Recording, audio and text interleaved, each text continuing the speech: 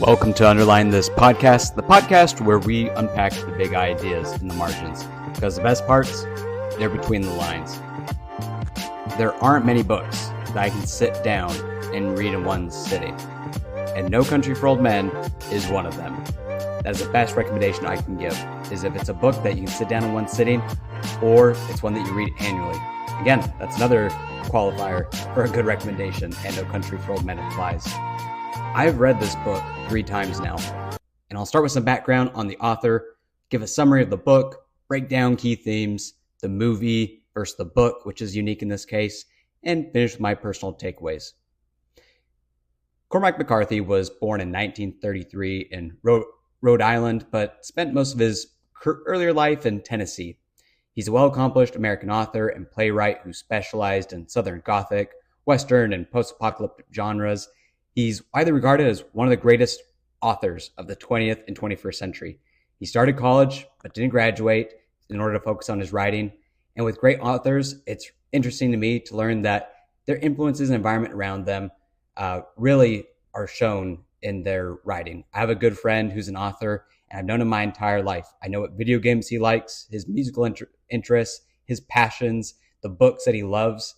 And every time I read one of his transcripts, I see it come out in his writing, and I can read it and see, oh yeah, I can see that this actually came from him, because I know those passions and those influences in his life. And so it's great. In other podcasts, I've compared it to the process of terroir, or terroir. I don't know how to pronounce it. It's French, but it's essentially the process where you take grapes, and wherever they grow, if there's vegetation like mint or maybe they're in high altitude areas, you can notice a difference in the flavor of that wine because of the influences around the grape. So I really like to give a rundown and talk about the different themes found, or I guess the different influences for an author, because you do see it and you appreciate it in their writing, because it's nice. It's like a nice fusion of flavor that you get. And that's definitely found here in McCarthy. I've talked about this in other podcasts, so if this is a review and you're not interested, please feel free to skip ahead, but I'm going to do so anyway for the new listeners. McCarthy was influenced by 2 major philosophers, Schopenhauer and Nietzsche. Both of them are a little bleak in their perspective on life, but so are most philosophers. Schopenhauer promoted philosophies regarding a godless universe, predetermination, and pessimism. Nietzschean themes typically, at least within the context of McCarthy's writings, are surrounded by moral relativism and will to power. And after reading Blood Meridian and No Country for Old Men and The Road, which is going to be the next podcast episode, you can see these themes pretty explicitly. For example, Judge Holden in Blood Meridian, or Anton Chigurh. The professional hitmen and antagonists in No Country for Old Men are the Ubermenches, which translates to supermen. And again, these are not your lovable supermen. They're the terrifying ones, the fierce ones. They're the ones who are resilient and really willing to transcend cultural and societal norms in order to pursue their own vision, which makes people that they interact with really uncomfortable and scared. They define the rules of the world they live in without remorse. That being said, you can see that theme peppered, and I mean peppered, in McCarthy's writing, and also his characters. McCarthy was also influenced by the Southern Gothic writers such as James Joyce and William Faulkner. And traces of Faulkner and Joyce are found in the use of long sentences, modern techniques, and minimal punctuation, mythic tones, and morally ambiguous characters, and themes centered around emotional burdens such as guilt and trauma from the past. Another big influence for McCarthy is it shares a lot of elements with the King James Bible for its language and rhythm, not necessarily its religious, the religious themes found there. And there's similar dictation as well, and sentence structures, and buildup of mythic and epic characters and moments. Some other overlapping themes between McCarthy's novels and the King James Bible include the apocalypse, different interpretations, of course, violence, redemption, and judgment. And other writers that have been key influences for McCarthy are Herman Melville and Joseph Conrad. Herman Melville wrote Moby Dick, and Joseph Conrad, Heart of Darkness. And the themes that McCarthy pulls from these 2 authors is their existential questions, the human savagery, and dark themes. Melville, like I said before, wrote Moby Dick, and characters such as Captain Ahab and Judge Holden from Blood Meridian are strikingly similar. in that they both are antagonists that raise philosophical questions. Now, Joseph Conrad, his most famous novel is Heart of Darkness, which highlights the darkness and capacity for evil that men inflict on one another. And the last major influence that you'll find in a lot of McCarthy's writings is history, specifically American frontier mythology. And during this time, and when I say mythology, I'm referring to any optimism around the Indian Wars with the Comanches or even the Mexican-American War.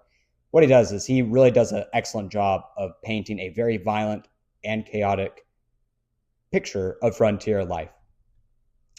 Other books that McCarthy published are The Orchard and Blood Meridian, All the Pretty Horses, and The Road. And of course, today, the book that we're going to talk about, which is No Country for Old Men. Another thing that is unique about Cormac McCarthy is he was famous for being reclusive and rarely making appearances for interviews. He didn't enjoy the company of other authors. He actually preferred the company of scientists. And he lived the majority of his life in El Paso, Texas, and then eventually moved to New Mexico. And shocking detail that I want to highlight as well about McCarthy is that despite his fame and achievements, he spent his early career in poverty.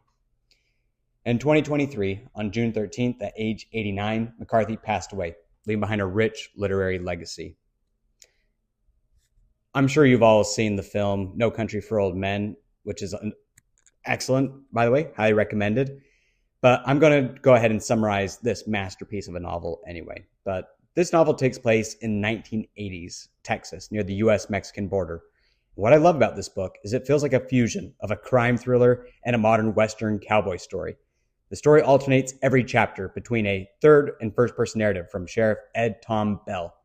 Otherwise, this story is a bloody Tom and Jerry, a game of cat and mouse.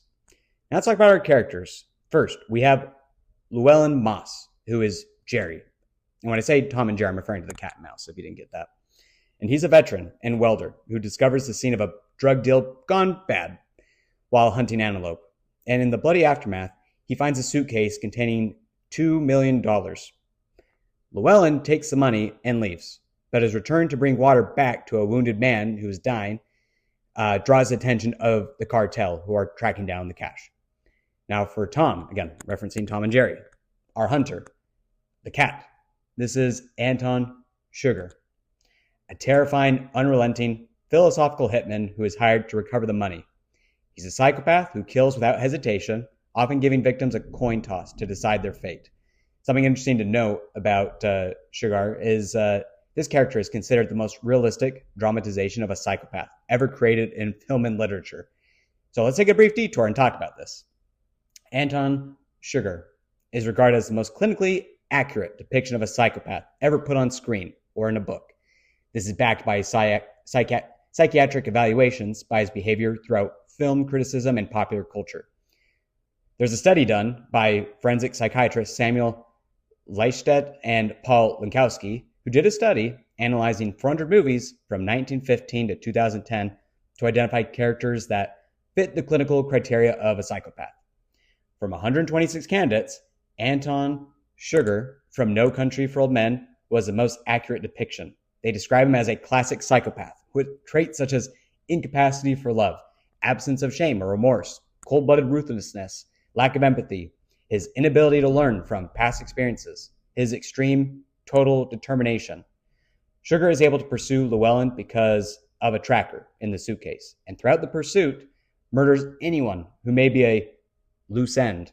That could be a witness who give a description, or anyone that is a potential threat to Chigurh's mission.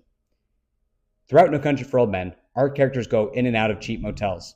Llewellyn consistently stays ahead of Chigurh and the Mexican cartel, but that's not without a lot of collateral damage.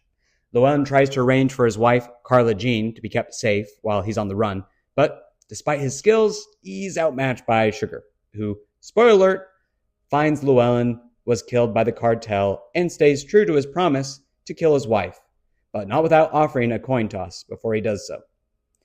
Almost immediately afterward, Chigurh falls victim to a random car accident and narrowly escapes before police arrive. Now, I mentioned this earlier that the story alternates between the chase and Sheriff Ed Tom Bell's perspective on the world. Sheriff Ed Tom Bell, he's the lawman investigating the drug deal, massacre, and Llewellyn. His monologues open most most chapters with a lament about the rise of a more senseless and ruthless violence. Bell represents a theme from the title of the book, The Old Country, or Old Men. These are the honorable law enforcement who are in awe of a modern world where evil is becoming more rampant and unstoppable. And the novel ends with Sheriff Bell retiring. He's haunted by a dream of his father riding towards a light in the darkness. Now, this poetic and haunting ending is a representation of hope and moral order despite the sheriff's feelings of despair. Now for key themes. Similar to other Cormac McCarthy books, fate versus free will is abundant in this novel. Chigurh's intense coin tosses with unsuspecting characters is where the line between chance and fate collide into a blur. Next, we have the evolution of violence and the moral decay of the Old West. Sheriff Bell views modern violence as something that's morphing into something more chaotic and more senseless, much more different than what we witnessed in his youth. I think many people relate to this, and it raises the question of, is that the case? Or are we just becoming more aware of our surroundings? Does it seem to be that way because the world is becoming more connected? Or maybe it's because what's shocking is what gets more attention in the news. Some things to consider. Now, next we have evil as a natural force. Chigurh is the personification of chaos. It's interesting to juxtapose Judge Holden from Blood Meridian and Chigurh. Both use violence as weapons, and they both seem supernatural. Judge Holden and Chigurh are unstoppable forces, like a micro-cataclysmic event, such as a plague or a destructive hurricane. Something that is out there, but you really don't have a whole lot of control as to whether or not they're going to happen. Judge Holden, I found, is interesting because he uses violence to put order into chaos. He's going into the Wild West, and he is that violent weapon that, again, puts, as I said before, chaos into order.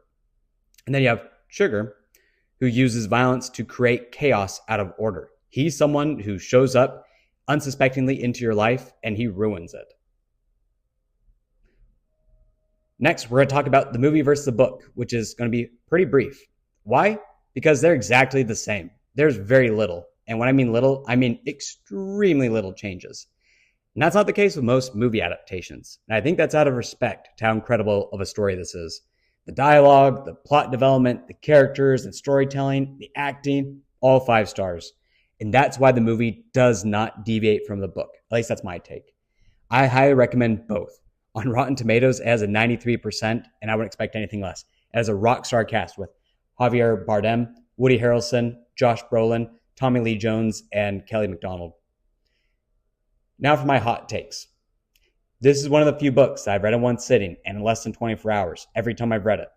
You'll be glued to this book. It's intense, and there are many stories like this that blend into a gritty, or there aren't many stories that blend a gritty Western thriller into a entertaining story. The dialogue feels very authentic. You'll read some of the most intense scenes I've seen in a book, also portrayed in a movie.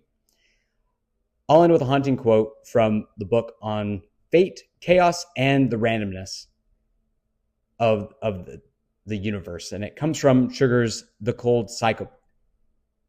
Well, let me rephrase that. It comes from Chigurh, Our Cold Psychopath, who says, in the toss of a coin, in the silence of an empty room, fate waits without mercy. And the only choice left to us is how we walk toward it. Thank you very much for listening to today's podcast on No Country for Old Men. If you want wisdom that sticks, please follow this blog and the Underline This podcast on YouTube and social media for short, impactful articles and videos that get straight to the point. Plus, explore curated tools, books, and resources on the recommendations page. Everything that's brought real value to me, shared so it can do the same for you. Thank you very much for listening. Have a great day.